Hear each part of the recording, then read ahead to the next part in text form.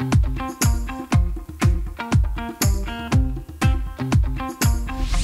nagbabalik po ang Good Morning Kapatid, 6:06 nga po ngayong umaga. Dambuhala lamang tingnan, napaka-energetic naman daw po at playful ang Maine Coon Cat. Sila po yung mga malalaking breed, kaya naman hindi na naaawat ang ating mga bisita sa pag-aalaga nito. Sa ngayon po, umabot na raw sa 15 o 15 ang alagang Maine Coon Cats ni Clint Brian Peck.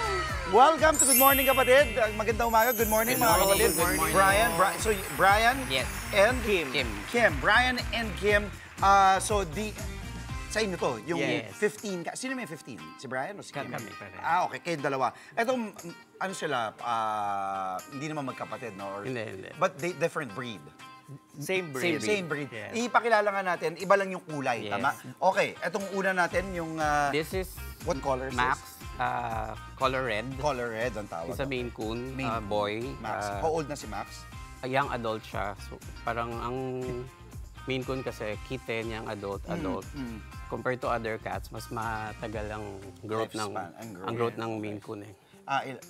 May ilang years o? Until siya 1 year and 8 months. 1 year and So 8 consider months. as young adult. Young adult na. So parang teenager.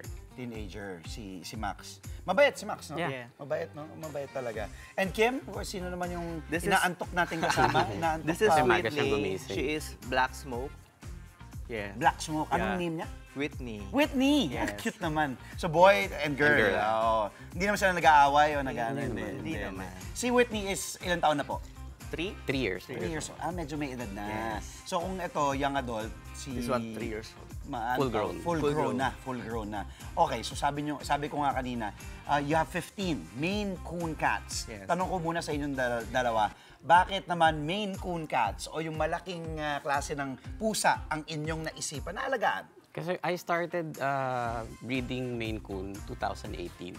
So, Bago pa ng pandemic. bago Yeah. pang pandemic. So, talagang ever since Maine Coon na talaga. Bakit? Bakit mo Parang naisip there's na? something unique sa appearance nila, sa feature. Parang kung titignan mo, mukha silang wildcats eh. Ito, ayan, nakikita nga po natin. O, mukhang wild yung kanilang itsura. Pero yung kanilang personalidad naman, hindi naman wild. Malambing Yes. ba? Sobrang Very lambing. gentle, They're very playful. playful, Oo. active. Okay. At totoo bang umabot pa daw, sabi ko nga ngayon, 15, sa 22? Umabot kami ng 22? 32. Actually, more than 32? yeah. 32. Wow! So, Ano naman naisipan nyo at nag-alaga kayo ng 32 pusa? Kasi nag-start yan pandemic eh. Ah, So, syempre, during pandemic, you have to look for another source of income. yes. okay. So, Nag-breed kayo. nag-breed kami. Nagbenta na rin. So, I'm a registered breeder Yeah. under World Cat Federation. Yes. So, my cattery name is Mrs. Lord Norris. Scattery. Okay. So, Mrs. Norris is... Pwede kayo makita doon. no? Mrs. Norris is the famous cat ni character sa Harry Potter. Harry Potter. Yes. Maine Coon yes. yung breed. Maine Coon yung breed nun. Yes. Tanong ko, hindi ba mahirap mag-alaga? Dahil kung kayo nga, umabot nga sa 32 o 32, di ba kayo nahirapan? May pag-maintain? Ano yung mga iisipin? Dapat alalahanin kung ako'y manonood. Tapos ang cute kasi nila yan, makikita nyo nga po yung mga litrato sa kaliwang bahagi po ng inyong mga screen. Sa kanan naman po, ayan si Max. Live po yan. Na, di ba, behave lang po Yan, siya. anak ni Whitney yung isa. Ay, yung isa. So, ano yung challenges? O kumbaga, yung pwede nyong ipayo sa ating mga kapatid na gustong mag-alaga din ng Maine Coon Cats? Sa pets kasi, not just Maine Coon, we have to make sure na we're prepared. Then, before anything else, kung gusto nyo mag-alaga ng any pet, you have to understand also and you have to research about the breed, particularly.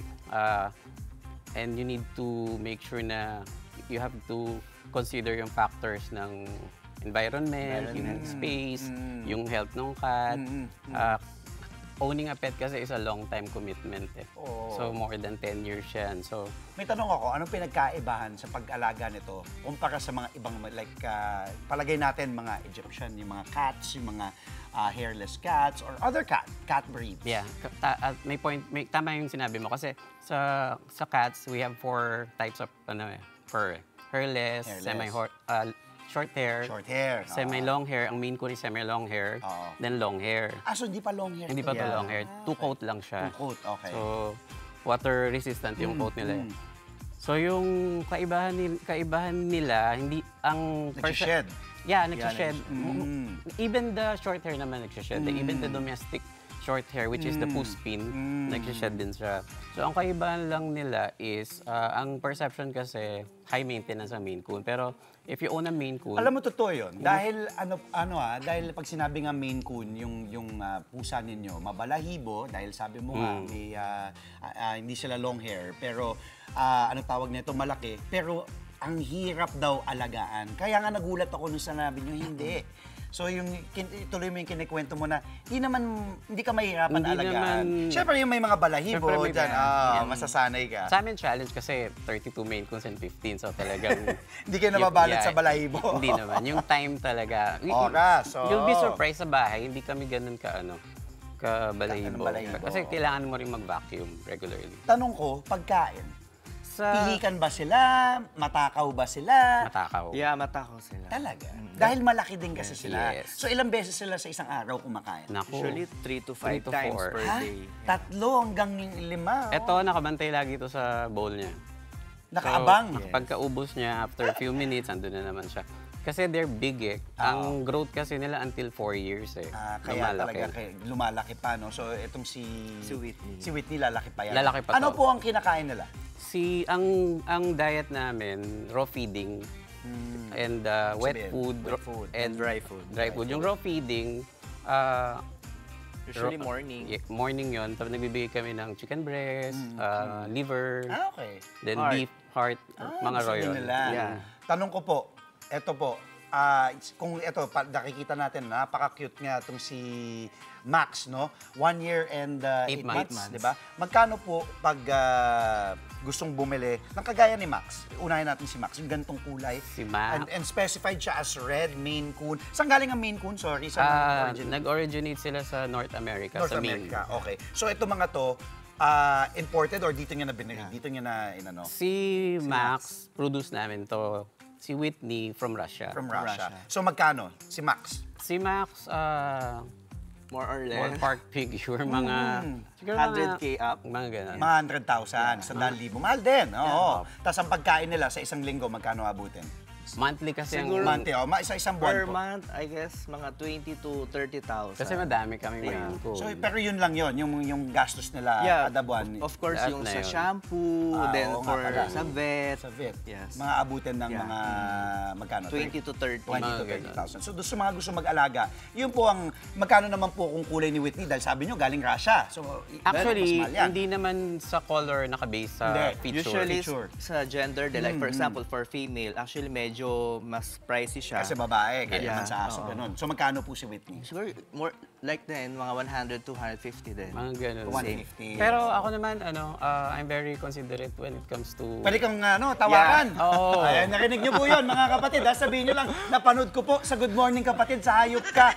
Kasama si Kuya Very Andre. considerate Sabi, kami. naka-live ka ha. May Yeah. discount daw, pwede niyo pong tawaran. Yung 100,000, magiging 10,000 na lang. Ay, joke lang. Ang layo nung binaba, no? Like, baka kasi ang thinking ng pag mag-aalaga ng any pet naman, meron talagang Ayun naman talaga yon. kasamang expense dyan. Mga kapatid, saan kayo pwedeng i-follow, i-like, or i-mensahe ng ating mga nanonood ngayon na gusto nila mag-alaga dahil pwede sa mga bata to eh. Yes. Diba? Mag-enjoy mga bata at mabait, maamo sila sa bata. Then Go they ahead can po. also, mabilis sila mag-adjust sa other pet.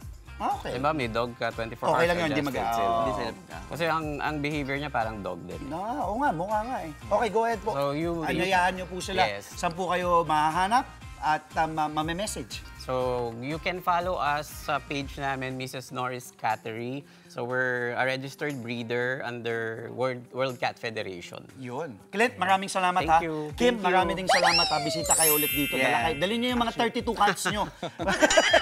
Dalhin nyo dito. Dahil mag-aalaga. Maraming salamat din. Thank you, Max. Thank you so much. Thank you, Whitney, for waking up so early. Thank you. Balik na kayo sa tulog. Pakainin nyo na.